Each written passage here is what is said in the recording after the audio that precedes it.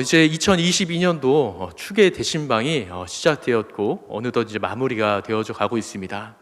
앉아 계신 분들 중에서 이제 신방을 받으신 분도 계실 것이고 이제 아직 받지 않은 분들도 계시리라 생각이 되어집니다. 제가 맡고 있는 이제 구역도 한 3구역 정도만 이제 신방을 하면 마무리가 되어지는 것 같은데요. 함께 모여서 같이 이야기도 나누고 교제도 하고 식사도 하고 또 같이 말씀도 나누고 기도도 하다 보니까 참 개인적으로는 좀 좋더라고요. 오랜만에 그렇게 모여서 같이 예배할 수 있다는 것, 교제할 수 있다는 것, 또 식사할 수 있다는 것, 그게 참 좋더라고요. 또 특별히 좋은 건 뭐냐면 사실 교회에서는 오랫동안 봐왔지만 안녕하세요 이 정도로밖에 인사를 하지 못하는데 어쨌든 교제를 하고 식사를 하면서 그동안 나누지 못했던 안녕하세요 인사 외에 또 다른 안부를 물으며 대화를 하며 교제할 수 있다는 것, 그게 참 좋더라고요. 그래서 참 이렇게 말씀을 나누면서 예배를 인도하면서 저에게도 은혜가 되고 참 감사의 제목도 생기는 그런 일들도 경험하게 됩니다. 그래서 어쨌든 그렇게 많은 분들과 함께 예배를 드리며 이제 마무리가 되어져 가고 있는데 이 신방을 하면서 여러 부분을 느끼지만 제가 느끼는 것 한 가지가 있습니다. 참으로 많은 분들에게 많은 성도님들에게 또 때로는 많은 권사님, 우리 집사님들에게 위로가 필요하구나라는 것을 참으로 많이 느꼈어요. 그래서 교회 안에서는 사실 우리가 일주일에 한 번 만나고 이렇게 밝은 모습으로 대화를 하고 또 인사 나눌 때도 짜증나는 투로 그렇게 인사를 나누진 않잖아요. 밝은 표정으로 확 웃으면서 안녕하세요 하고 인사 나누지. 안녕하세요 막 이렇게 인사하진 않잖아요. 그렇기 때문에 우리가 이분이 어떠한 근심과 어려움이 있는지 잘 모릅니다. 그런데 대화를 하다 보니까 사실 그 밝은 모습과 인사 속에 숨겨진 힘든 고단한 삶이 있다는 것을 이야기하면서 발견하게 되었습니다. 그래서 여러분들이 정말 위로가 필요하고 좀 격려가 필요하다라는 것을 많이 느꼈습니다. 우리가 여러 가지로 민감한 시대, 또 그러한 시대를 살아가고 있기 때문에 뒤처지지 않기 위해서 또 나에게 주어진 어떠한 일들을 감당해내기 위해서 우리는 열심히 노력하며 힘써 살아갑니다. 그리고 어떠한 환경과 사람에 의해서 무시당하지 않기 위해서도 우리는 열심을 내어 살아갑니다. 그렇다 보니까 긴장의 끈을 놓치지 않고 열심히 최선을 다하며 살아가고 그러한 가운데 때로는 상처도 있고 상처를 주기도 하고 하는 모습을 보기도 하는 거죠. 저마다 남들에게 말하지 못할 어려운 일들을 한 개 이상씩, 한두 개 이상씩은 꼭 가지고 있는 것을 보게 됩니다. 그래서 그럴 때마다 때로는 위로의 말을 전하기도 하고 처한 상황에 대해서 내색하지 못할 때는 조금 더 돌려서 말하며 그렇게 위로하고 격려하고 또 함께 기도하는 그런 시간을 갖기도 하였습니다. 그래서 이 신방을 할 때마다 참 감사한 말도 들지만 더 연합하고 더 하나 되고 더 위로하면 좋겠다 그런 마음을 늘 갖습니다. 그렇게 이제 신방을 진행하고 있는데요. 잠깐 좀 부서 이야기를 하려고 합니다. 제가 현재는 부서를 섬기고 있지 않습니다. 그런데 불과 이제 작년까지만 하더라도 중등부를 제가 3년 동안 섬겼습니다. 2019년, 20년, 21년, 19년도에는 코로나 이전이기 때문에 정말 자유롭게 기쁨과 즐거움으로 아이들을 섬겼고 또 2000년도, 2001년도는 21년도는 코로나라는 특수한 상황 때문에 사실은 아이들과 예배하긴 했지만 긴밀한 어떤 교제와 어떤 관계 없이 만남 없이 이렇게 예배를 했었습니다. 그래서 그렇게 3년을 사역을 했는데요. 제가 중등부 3년 사역을 하기 전에 어느 부서를 담당했었는지 혹시 아세요? 네, 제가 유치부를 담당했었습니다. 유치부는요 4년 동안 사역을 했습니다. 근데 저는 유치부에서 4년 동안 사역하면서 참 기쁘고 즐겁고 행복했어요. 왜냐하면 6살, 7살 아이들이거든요. 이제 그 아이들이 집에서는 천사와 같지 않다는 것 제가 잘 알고 있습니다. 왜냐하면 저희 집도 그렇거든요. 6살, 7살이면 집에서는 천사가 아닙니다. 그런데 교회에서는 적어도 교회에서만큼은 천사예요. 아이들이 볼 때마다 먼저 막 다가가서 목사님 안녕하세요 하고 인사하고 막 어떨 때는 제 이 바지가랑이를 붙잡는 게 아니라 다리를 막 붙잡고 놓지도 않고 막 걸어갈 때마다 질질 끌려가는데도 다리를 꼭 붙잡고 있을 때가 있어요. 유치부 씨는 바닥이거든요. 앉아있으면 제 무릎에 앉아가지고 막 이렇게 와가지고 안기고 무릎에 앉아있고 하는 아이들의 모습을 보면서 저는 참 기쁘고 즐겁고 행복했습니다. 그렇게 4년 동안 또 우리 좋은 선생님들과 또 너무나 귀엽고 사랑스러운 천사들과 같은 아이들과 4년 동안 사역을 했습니다. 이제 그 사역이 이제 끝날 때쯤 연말쯤 해서 이제 당시 담임 목사님, 현재는 원로 목사님께서 교육자 부서에 대해서 발표를 하셨어요. 제가 이제 중등부에 가게 된다는 것을 발표를 하신 거죠. 찾아오셨습니다. 어떤 선생님들이 또 어떤 몇몇의 분들이 찾아오셨어요. 어머 어떡해요 목사님, 목사님 불쌍해 하면서 목사님 꼭 살아 돌아오셔야 돼요 하면서 저희 너무 불쌍하다는 막 연민의 눈빛과 함께 그런 위로의 메시지를 굉장히 많이 저에게 주셨습니다. 그때마다 나름대로 괜찮습니다. 저 꼭 살아서 돌아오겠습니다 하며 굳은 다짐을 하고 중등부를 가서 섬기게 되었죠.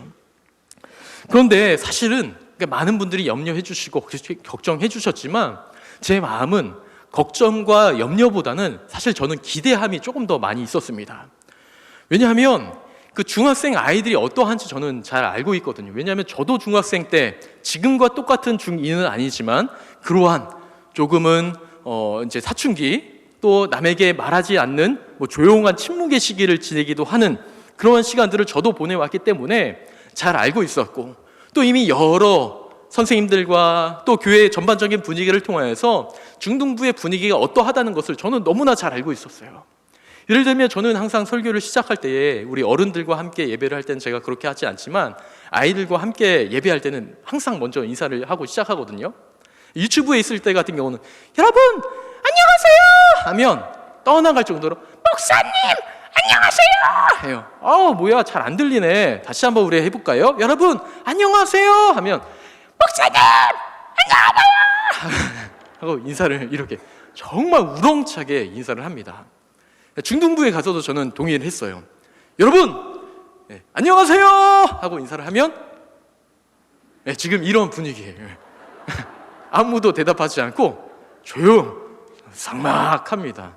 그런 분위기였다는 것을 제가 너무나 잘 알았기 때문에 알았어요. 그렇지만 저는 두려움보다는 기대감이 더 많이 있었습니다. 왜냐하면 그 아이들의 마음이 그게 본심이 아니라는 것을 저는 알았기 때문이죠.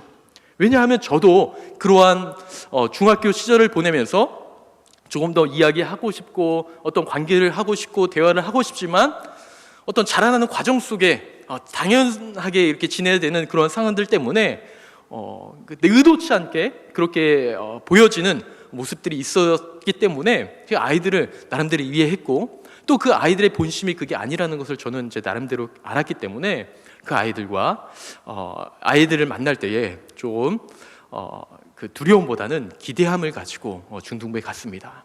그래서 이제 아이들과 1년 동안은 여러 아이들과 만나기도 하고 또 이야기도 하고 또 대화도 하고 또 예배 올 때마다 저는 특별히 좀 하나님께서 저에게는 좀 그러한 마음을 주셨던 것 같아요.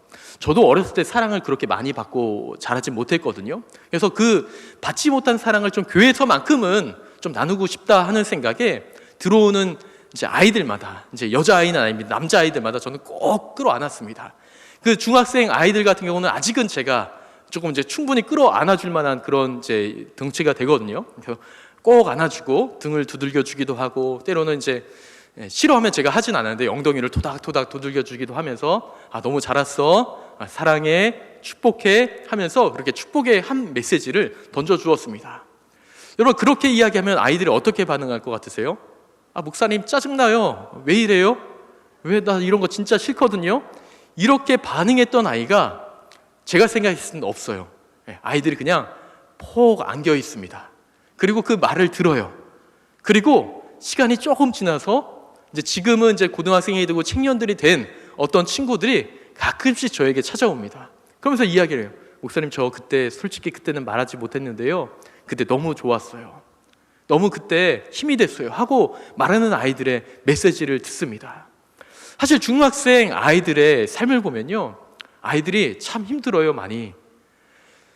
사실 격려와 칭찬을 받아야 될 나이, 또 사랑과 격려와 관심을 받아야 할 나이인데 사실 그렇지 않거든요. 격려와 사랑을 받기보다는 끊임없는 채찍질을 받습니다. 꼭 부모님이 그러지 않더라도 그들이 경험하는 어떤 주변 상황과 학교 상황과 SNS 이런 것들을 통하여서 이들은요 끊임없는 압박을 받아요. 여러분 SNS 뭐 인스타그램, 페이스북 뭐 이런 거 있잖아요. 카카오 스토리 이런 거를 보면 아이들이 뭐 그런 걸 올리잖아요. 그러면 그냥 하는 말로 못생기고 막 이렇게 못난 아이들이 막 올리진 않거든요. 정말 예쁘고 잘생긴 아이들이 꼭 그런 걸 올려요. 네. 그러면 그걸 보면서 무엇을 느낄까요? 아이들이 참 잘생겼네, 부럽다, 너무 예쁘다 하면서 상대적인 박탈감을 아이들이 느끼는 경우도 있습니다. 그리고 맛있는 거 먹는 거, 좋은 데 가는 거 이런 거 올리잖아요. 그런 것만 보면 어떤 마음이 들어요? 너도 이 정도쯤은 돼야 돼. 이 정도 안 되면 요즘 말로 사람도 아니야 하는 그런 무언의 압박을 아이들이 받는 것이죠. 그리고 공부할 때도 또 가정에서도 아이들이 생각보다 많은 학업으로 인한 스트레스를 받고 가정에서 부모님으로부터 오는 문제라든지 아니면 형제끼리 오는 문제로부터 사실은 상당히 많은 스트레스를 받습니다. 근데 그걸 말하고 표현해야 되는데 그 방법을 잘 모르는 거예요. 그래서 사실 저도 지금 이제 죄송하지만 마흔이 이제 조금 넘었습니다. 마흔이 되면 이제 불혹의 나이라고 하죠. 그 무엇으로도 흔들리지 않는 나이가 된다고 합니다. 근데 제가 그렇게 되니까 그렇지 않은 것 같아요. 되게 많이 흔들려요. 되게 많이 흔들리고 되게 많이 마음이 상하기도 하고, 저도 때로는 제 개인의 문제, 교회나 가정이나 그 외의 다른 문제들을 때문에 고민하고 할 때 굉장히 스트레스를 받을 때가 있고 굉장히 마음이 아플 때가 참 많이 있어요. 그리고 그런 문제들 때문에 잠을 자지 못할 때도 솔직하게 말씀드리면 있습니다. 저도 저에게 닥친 그런 문제들 때문에 감당하기가 너무나 힘든데 아이들은 어떻겠어요? 아이들도 그 크기가 다르지 학업, 친구와의 문제, 이성과의 문제, 자기에게 있는 그런 문제, 가정의 문제 때문에 사실은 굉장히 힘들고 스트레스를 받습니다. 그런 아이들에게 위로와 격려를 해줘도 모자른데 어떻게 해요? 계속해서 채근하고 압박하고 그렇게 살면 안 된다고, 그게 뭐냐고 이렇게 하는 경우가, 직간접적으로 그들에게 손가락질을 하는 경우가 참 많이 있습니다. 더 멋져지라고 하고 낙오자가 되면 안 된다고 그들을 끊임없이 압박하는 거죠. 그런데요, 그들은 제가 생각했을 때는, 여러분 어떻게 생각하는지 모르겠습니다. 제가 생각했을 때는요, 충분히 실패해도 되는 나이라고 저는 생각해요. 그리고 그들은요, 화장하지 않아도 너무나 예쁘고 아름다운 아이들이에요. 근데 요즘에는 화장 안 한 중학생들이 없거든요. 여자아이들 같은 경우는. 때로는 남자아이들 같은 경우 화장을 해요. 그렇게 화장을 꾸미면서 다니는데 화장을 하지 않아도 너무나 예쁘고 아름다운 나이입니다. 아직은 외모에 신경을 쓰지 않아도 되는 나이임에도 불구하고 그들은 보이지 않지만 은근히 지속적으로 오는 압박들로 그들을 힘들게 하는 것이죠. 그래도 괜찮다고, 이 정도면 훌륭하다고, 지금 이 정도도 잘하는 거라고, 실패해도 괜찮다고 말하면서 위로와 격려를 해주어도 사실은 부족한데, 그렇지 못한 대접을 받고 있는 모습을 보면서 참으로 안타까운 마음이 들 때가 솔직하게 있었습니다. 사실은 이러한 말과 위로는요, 그 아이들에게만 필요하다고 생각하지 않습니다. 저는 이 시간 예배하는 저와 여러분들에게도 필요한 말이라고 생각해요. 여러분들 지금 아까도 말씀드렸지만 교회에서는 반가워요, 오셨네요, 어서 오세요 하면서 인사하지만 집으로 돌아가고 또 우리가 사회생활 하면 얼마나 치열하고 힘들게 삶을 살아가고 계십니까? 사실 남에게 말하지 못할 큰 고통과 아픔을 가지신 분들도 계실 것입니다. 그러한 분들에게 우리가 던져줘야 될 말들은 무엇일까요? 저는 위로의 메시지가 필요하다고 생각해요. 집사님, 권사님, 진짜 이 정도시면 너무나 잘하시는 거예요. 너무나 훌륭하신 거예요. 진짜 저는 권사님 정도, 집사님 정도면 정말 너무 잘하고 있다고 생각하는 거예요. 괜찮아요, 훌륭해요 하는 그런 위로의 메시지 한마디가 저는 필요하지 않을까 싶습니다. 저는 솔직히 저도 그러한 말들을 듣고 싶어요. 아이고 참 멋지시네요, 잘하네요. 저도 집에서 항상 이야기하거든요. 아내에게 나에게 칭찬과 격려를 해달라. 다른 말 하지 말고 칭찬과 격려를 해달라. 그럼 잘하겠다. 잘 안 되는 것 같아요. 저도 물론 잘 안 되고요. 네.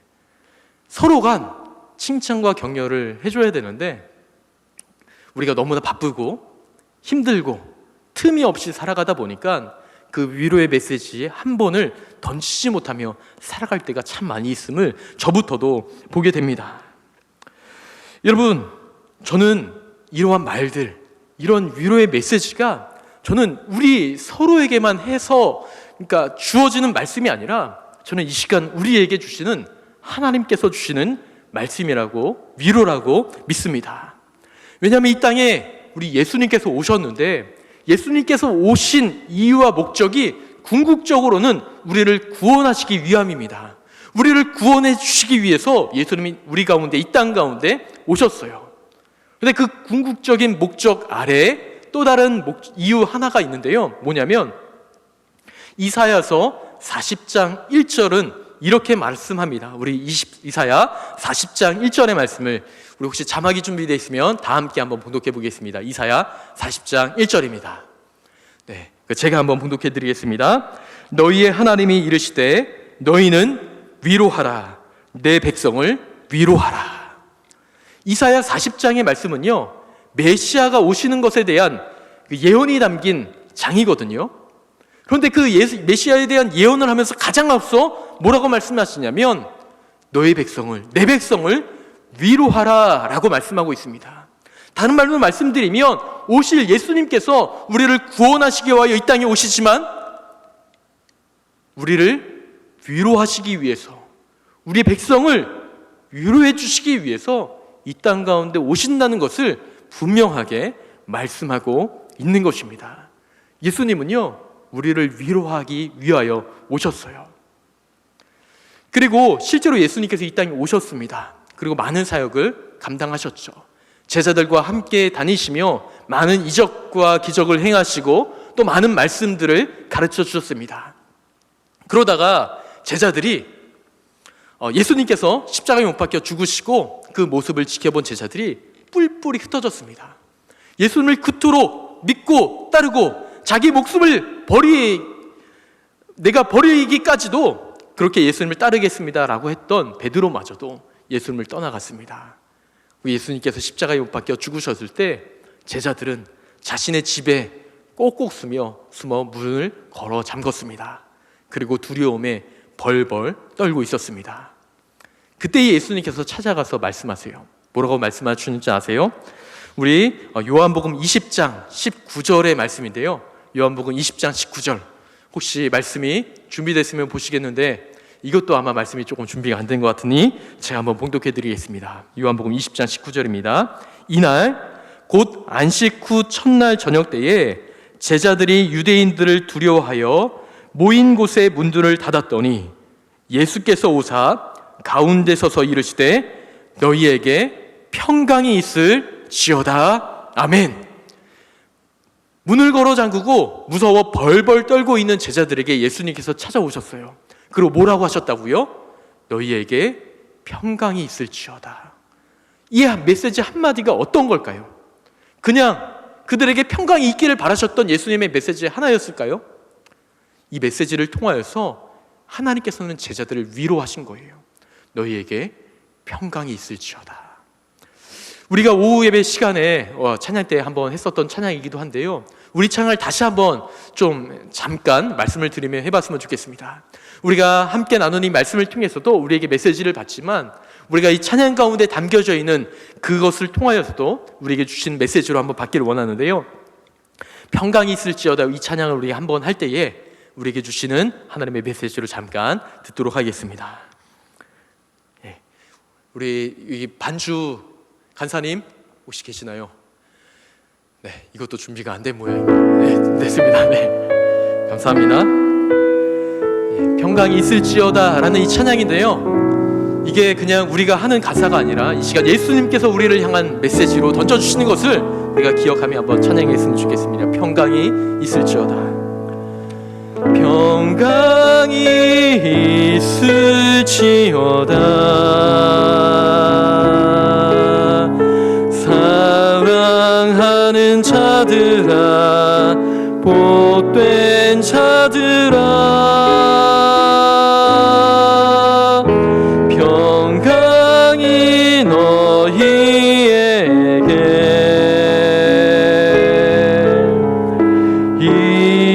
있을지어다. 우리 다시 한번 합니다. 평강이 있을지어다. 평강이 있을지어다.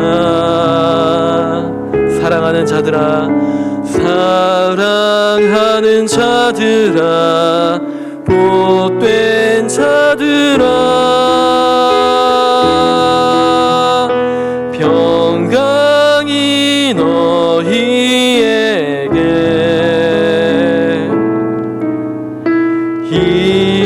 있을지어다. 아멘. 우리 이 시간 다시 한번 이 찬양을 할 텐데요, 다시 한번 할 때에 사랑하는 자들아 대신 우리 자기의 이름을 넣어서 우리 예수님께서 이 시간 나 자신을 위하여 빌어주시는 평강과 위로라 생각하시며 우리가 이 시간 같이 한번 다시 한번 찬양해 보도록 하겠습니다. 평강이 있을지어다. 평강이 있을지어다. 사랑하는 누구야? 사랑하는 영민아, 복된 영민아, 평강이 영민이에게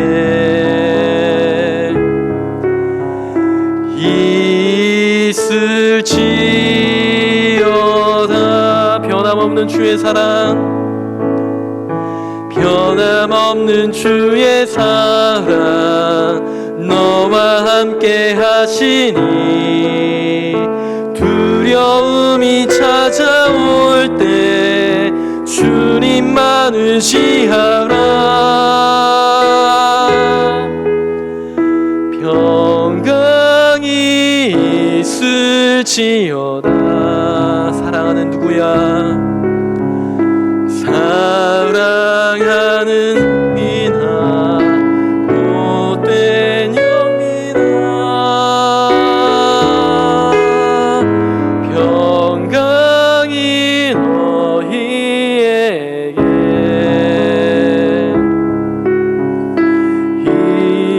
있을지어다. 아멘. 이 시간 이렇게 빌어주시는 주님의 평강과 위로가 이 시간 예배하는 우리 모든 제2가족들의 있기를 소망합니다. 이렇게 제자들은 우리 주님께서 주시는 위로함을 받아 남은 사역을 감당하였습니다. 그래서 그들은 초대교회에서도 그 하나님의 교회를 만들어가며 세워가며 주의 귀한 사역들을 감당했죠. 그런데 그때에도 제자들에게는 큰 고난과 어려움이 닥쳤습니다. 그들이 감당하기 너무나 어려운 고난을 맞기도 하였습니다. 그래서 그들은 너무나 힘들고 고통스러웠어요. 그들이 복음을 전하면서 자신들에게 닥치는 그 고통과 고난 때문에. 그런데 고난을 그들이 받을 때에요, 그들은요 하나님 도대체 왜 우리가 이렇게 열심으로 주의 복음을 전하고 교회와 하나님의 나라와 영광을 위하여 힘써 살아가는데 우리가 왜 이렇게 고난을 당해야 됩니까? 하나님, 우리는 도대체 이해하지 못하겠습니다 하면서 그렇게 따져 묻지 않았습니다. 그들은요 성경의 말씀을 기억하면서 하나님께서 지금 우리에게 이 일하시는 하나님의 뜻을 이루어 가시며 일하는 순간이라 그들은 보았고, 여전히 고난과 아픔이 있지만 그럼에도 불구하고 하나님의 복음이 끝까지 선포되어지기를, 하나님의 말씀이 선포되어지기를 바라면서 그들은 끝까지 묵묵하게 사역을 감당했습니다. 기도하며 그 하나님의 귀한 사역을 감당했죠. 오늘 우리가 읽은 고린도 후서 1장에서도요 이들은요 주님의 나라와 영광을 위하여 그들이 감당할 때에 오는 고난, 그것을 그들은 묵묵하게 감당하였습니다. 그래서 오늘 우리가 읽은 본문 1장 5절의 말씀을 보면 그리스도의 고난이 우리에게 넘친 것 같이, 그들은 주의 복음과 말씀을 전할 때에 그리스도의 고난, 여기에서 말하는 그리스도의 고난은요, 예수님께서 당하신 고난이 아니라 예수님 때문에 예수님을 전하고 증거할 때에 받는 고난을 이야기합니다. 그 그리스도를 전할 때에 오는 고난이 우리에게 넘쳤다라고 이야기를 하고 있습니다. 그들이 어쩌면 감당하기 어려운 고난을 그들이 당했던 거예요. 근데 그때에 그들은요, 그 고난을 이겨내기 위해서 어떤 교회는 하나님의 말씀을 읽고 기도하며 그들이 그 고난을 견뎌냈지만, 고린도 후서에 이 고린도 교회의 사도 바울이 전하는 메시지는 뭐냐면, 너희가 고난을 받는데 그 고난을 견디기 위해서 너희가 해야 될 게 있다. 그게 뭐냐면 바로 위로라는 거예요. 위로를 통해서 너희들이 그 고난을 견딜 수 있다라고 말씀하고 있는 것입니다. 오늘 우리가 읽은 1장 3절과 4절 두 절의 말씀을 우리 다 함께 한번 봉독해 보겠습니다. 찬송하리로다. 그는 우리 주 예수 그리스도의 하나님이시요 자비의 아버지시요 모든 위로의 하나님이시며 우리의 모든 환난을 중에서 우리를 위로하사 우리로 하여금 하나님께 받는 위로로서 모든 환난 중에 있는 자들을 능히 위로하게 하시는 이시로다. 아멘.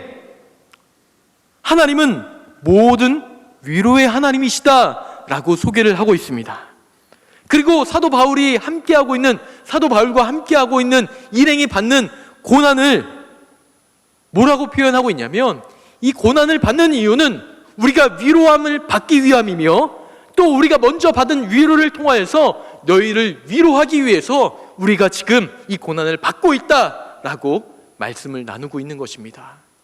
그러니 이들에게 있는 고난은요, 어려움과 힘듦과 때로는 고통이 되었지만 그 고난을 통하여서 다른 사람을 어떻게 위로할까, 어떻게 그리스도의 사랑으로 말씀으로 위로할까 고민하게 되었던 고난이기도 한 것이었습니다. 오늘 우리는 여전히 바쁜 일상과 정신없는 일상, 매우 민감한 일상을 살아가고 있습니다. 때로는 그리스도의 복음을 직간접적으로 선포하며 그 복음의 메시지가 이리저리 선포되어지기를, 땅끝까지 이르러 증거되기를 소망하는 마음으로 우리가 살아가고 있습니다. 그때에 우리에게 닥치는 고난, 교회가 주 안에서 든든히 세워져 가기를 위하여서 우리가 헌신과 수고와 열정을 우리가 드리고 있는데, 그때에 때로는 찾아오는 고난과 어려움과 시련, 그때 우리는 어떻게 해야 될까요? 그때에 우리 하나님께서 주시는 메시지는 바로 이 위로라는 메시지인 줄 믿습니다. 내게 주신 그 고난을 통하여 또 다른 이를 위로할 수 있도록, 그리고 하나님께서 먼저 주신 그 위로함을 충분히 누리며 또 그 위로함 안에서 우리가 자유롭게 되고 또 그 위로함에 힘을 입어서 오늘도 내일도 살아갈 수 있도록 하나님께서 힘 주신다는 사실을 우리는 먼저 기억하고, 나에게 주신 그 위로함을 통하여 또 다른 자를 위로하길 바란다는 사실을 우리는 기억하면서 오늘도 내일도 살아가야 할 줄 믿습니다. 오늘 우리에게 주신 말씀도 그러합니다. 우리 5절과 6절 두 절의 말씀을 우리 다 함께 한번 봉독해 보겠습니다. 그리스도의 고난이 우리에게 넘친 것 같이 우리가 받는 위로도 그리스도로 말미암아 넘치는도다.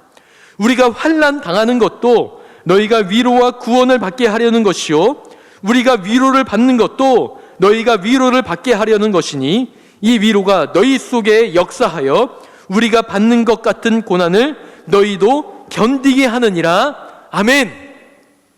우리는 그저 견디면 되겠지 하는 그러한 어떤 단순한 믿음으로 이 어려움과 고난의 시기를 보내는 것이 아니라 서로 간 격려와 위로와 사랑으로 우리에게 때로는 닥치는 그 어려움을, 고난을 또 견뎌내야 할 줄 믿습니다. 주님은 우리를 위로하시는 분입니다. 우리 주님께서는 아마 이 자리에 함께 계신다면 우리 여러분들의 그 마음 가운데 속삭이실 것입니다. 그래도 괜찮아. 지금까지 너무나 훌륭하게 잘 살아왔어. 제 이름을 좀 예를 들어서 말씀드리겠습니다. 아까 평강이 있을지어다 우리 같이 찬양으로 고백했죠. 영민아, 네 마음 가운데 평강이 있을 거야. 내가 영민아 너와 함께 있을 거야. 그런 메시지를 분명히 우리 주님께서 주시리라 저는 믿어요. 그 메시지를 우리가 직접적인 주님의 음성을 듣지 못한다 할지라도 우리가 오늘 말씀을 통하여 주님의 말씀을 듣고 또 찬양을 통하여 주님의 말씀을 들으며 기도하는 중에 서로 간 격려하고 위로하는 중에 하나님의 말씀을 들어 그 말씀에 힘입어 오늘도 내일도 살아갈 수 있는, 견디어낼 수 있는 은혜가 이 시간 예배하는 우리 모든 분들에게 있기를 소망합니다. 그래서 우리가 위로로 견디고 사랑으로 견디고 또 격려함으로 견디면서 우리 교회가, 가정이, 우리가 속한 공동체가 주 안에서 더욱더 성장하며 성숙되기를 소망하며 오늘도 내일도 살아갈 수 있는 주의 귀한 자녀들이 되시기를 주님의 이름으로 축원을 드립니다. 할렐루야. 아멘.